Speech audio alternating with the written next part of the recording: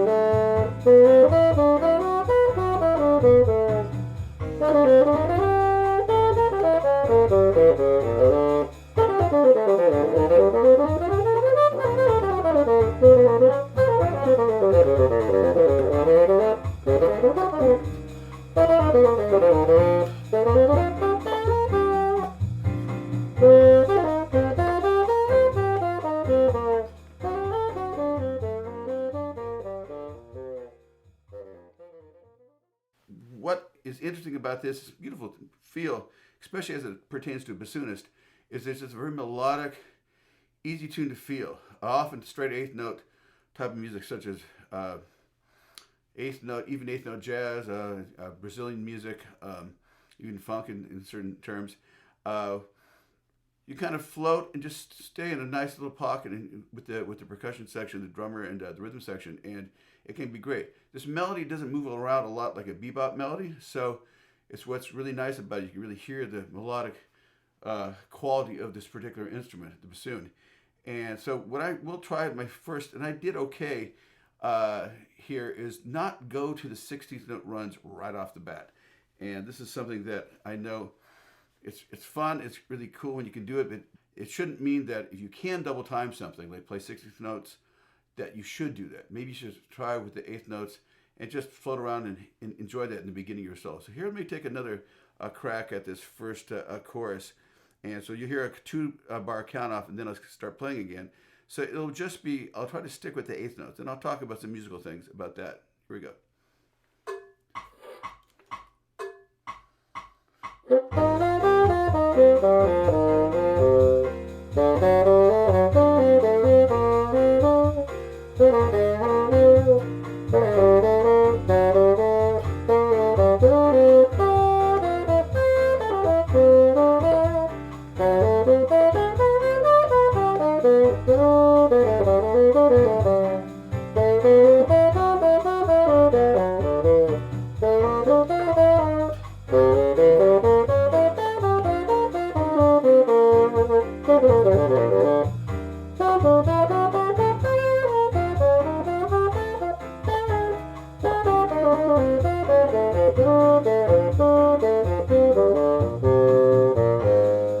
So good.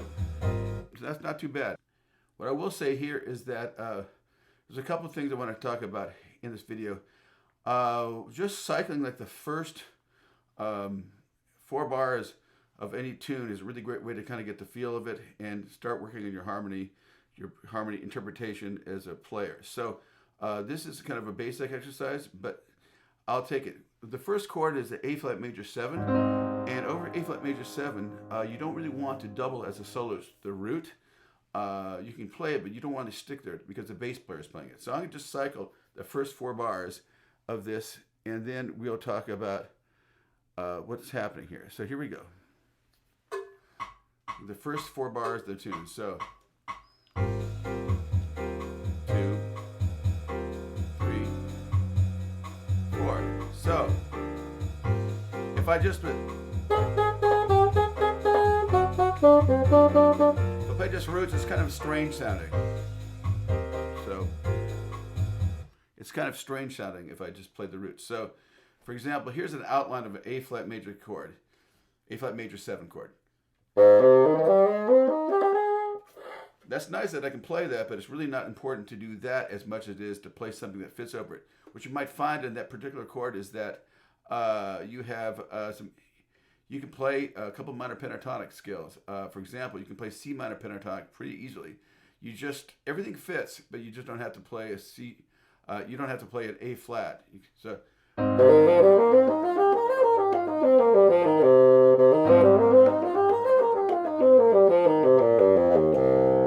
So when you have that, it helps you play. I'm going to keep this playing. This can come back in a second. We have 2 bars to go to come back to the A flat major 7. Here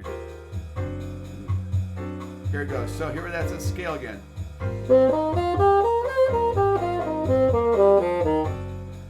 Now, that'll lead into some other things.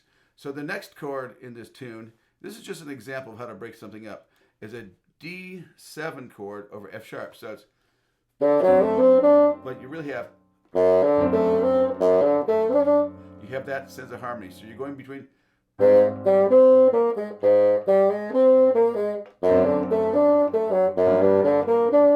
it's kind of a resolution to the G minor chord at the end, G minor 7.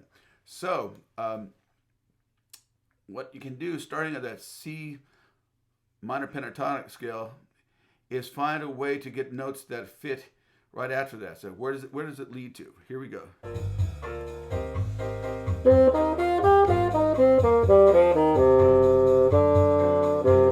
So you want to play D in there at some point, but it doesn't have to, even though it says a D7 chord, playing a D is not a horrible choice because you have F sharp in the bass, so you're not doubling the bass player.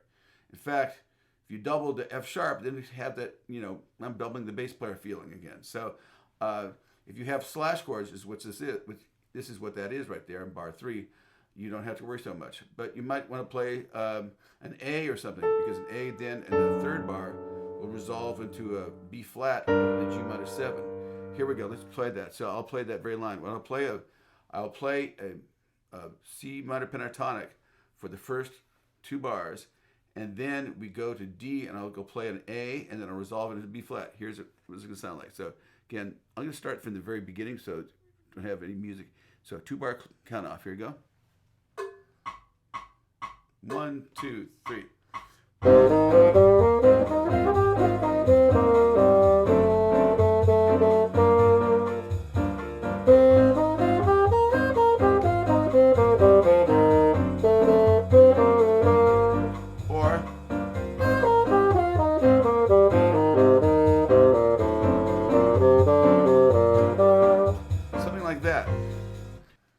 So now I'm going to do a couple more choruses here with a little more development than I first started with.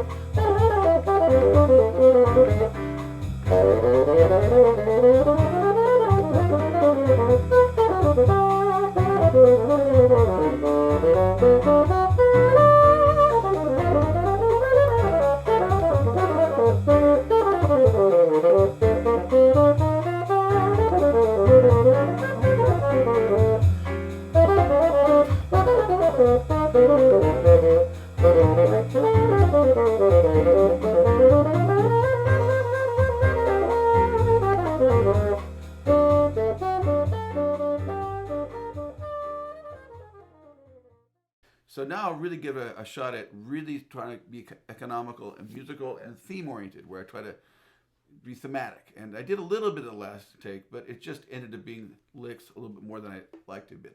So let's try another take.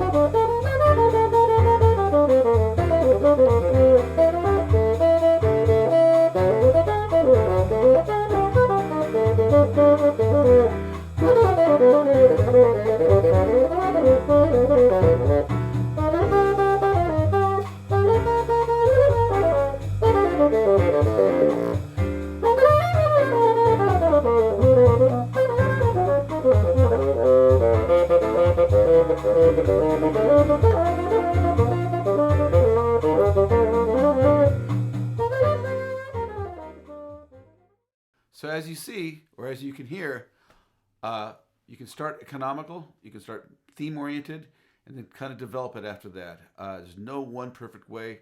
That's what's great about it. There's all these different kinds of ways to do it. It's always in motion. It's always, in flux. So I'll come back a little bit later with another video based on some of the things I played in this solo and how to do that and how to think about your note choices when you do that. But this video has been pretty long as it is, so I'll try to keep it under 12 minutes. And I'll see you guys next time on my YouTube channel and my Patreon and my social media. Thanks again. Really appreciate it. Bye-bye now.